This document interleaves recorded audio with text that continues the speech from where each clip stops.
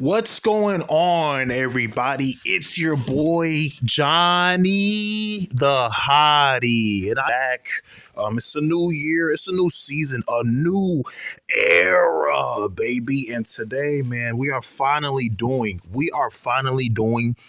DC Marvel and Chanosa crossover. These three huge companies, or whatever you want to call it, colliding for literally the first time ever. What a way to start off the new year. All right. So before we begin that though, make sure you leave a like, comment, and subscribe. And thank you all for 120,000 subscribers. That is insane. All right. So now that we got that out the way, and without further ado, let's get into the video. All right. So there was this ancient elder being named Persia.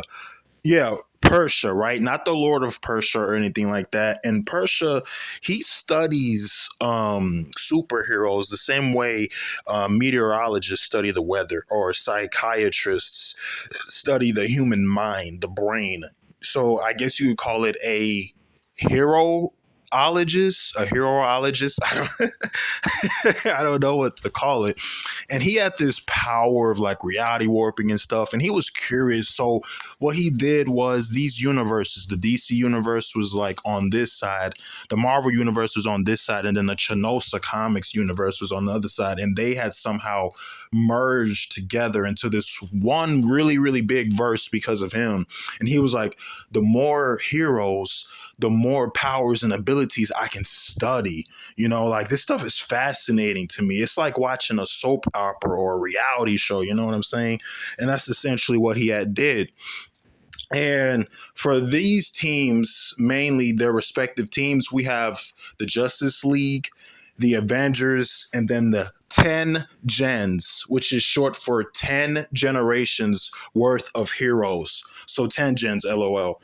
And they have, the Justice League, they got their Superman, Batman, Wonder Woman, the Flash, Green Lantern on their side, along with Martian Manhunter.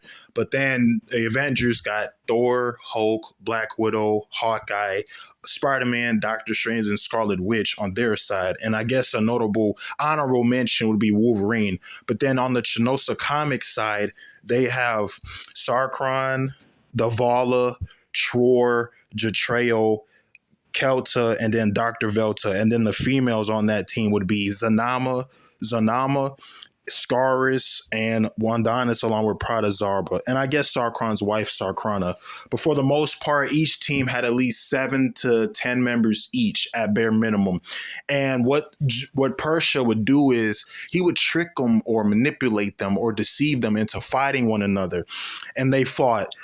Superman fought Sarkron, Vala fought the Flash, the speedsters of their respective verses going at it, of course. Tror fought Thor. I mean, you got the Magic Ladies of DC and Marvel against the Magic Ladies of Chanosa, although I only named 2 Magic Ladies, but they still should be able to hold up on their own. And there was a Morta, by the way, who's a 10 gen. And essentially, I don't know how, but Dr. Velta, this dude is broken, beyond broken. He sensed that, wait a minute, something don't feel right. Like, something in my spirit is telling me we shouldn't be doing this, that we should be working together, not against each other. If we are going to fight, it has to be with one another in unison. You see what I'm saying? And somehow he had snapped out of whatever spell Persia had put him under. And with his magic, he was able to erase or mind wipe the illusions and hallucinations out of the Justice League, the Avengers, and the 10 gens. Like, dude is massively OP, but we'll talk about him later.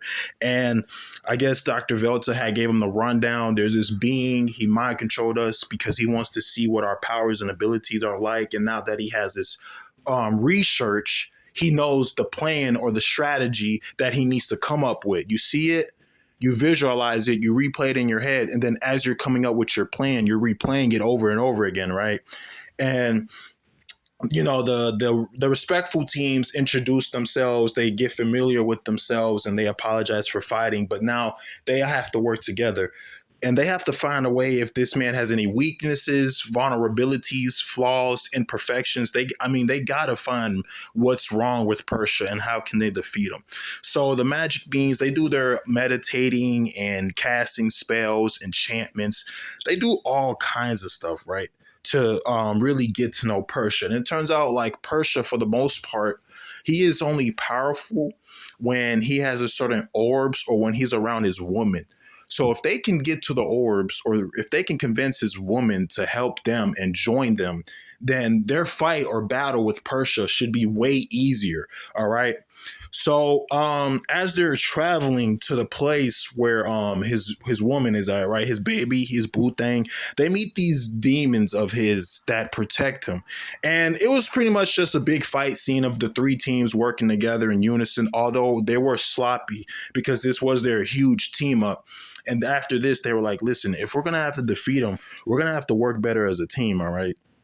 Which means I have these things. So like Superman, Sarkron, Tror, and Thor, and Vala and Flash, you guys work on the physical part of his essence, right? It's like he has four layers. He has the physical part, and then the telepaths and the magic users, y'all focus on the mental and mystical side of his essence and being. Okay, and then I guess if anyone's left, you guys can focus on the spiritual side, or hell, we'll let his woman focus on the spiritual side. All right. So all the physical type of heroes, the brute force flying bricks heroes, work together. And then all the magical and telepaths of their respective teams work together. And then so on and so forth, right? So Persia's like, yo, y'all are some bums. Y'all are some pussies. Y'all don't scale to me. I'm gonna show up and show out. I basically got y'all turning against each other. So, what are you gonna do to me? And they're like, all right, homeboy, shit ain't sweet over here. So they scrap. They get the fight, and in all honesty, they kind of look like a well-oiled machine, despite the fact that this is their first time working together. And they defeated him eventually. At some point, his woman was the one who delivered the final blow um to Persia. And yeah, Persia just crumbled, and they made it to where he never does stuff like this again, right?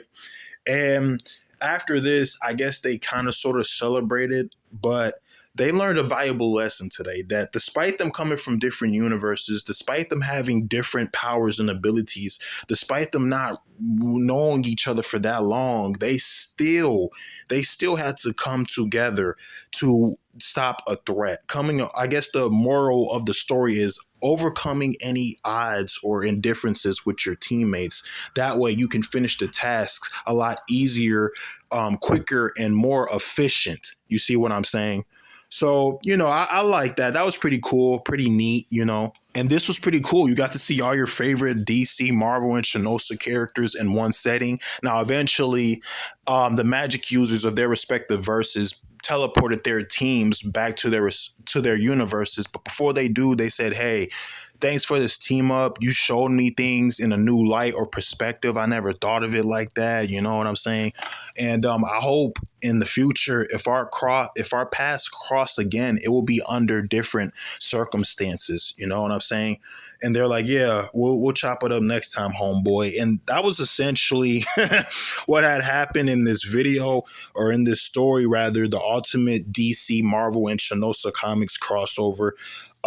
So yeah, guys, let me know what you think of this. Did you like the moral of the story? Did you like how they overcome their odds and flaws to defeat Persia? And yeah, just let me know, man. But yeah, until next time, ladies and gentlemen, first video of the year, we are back. It's been your boy Johnny the Hottie, and I'm out.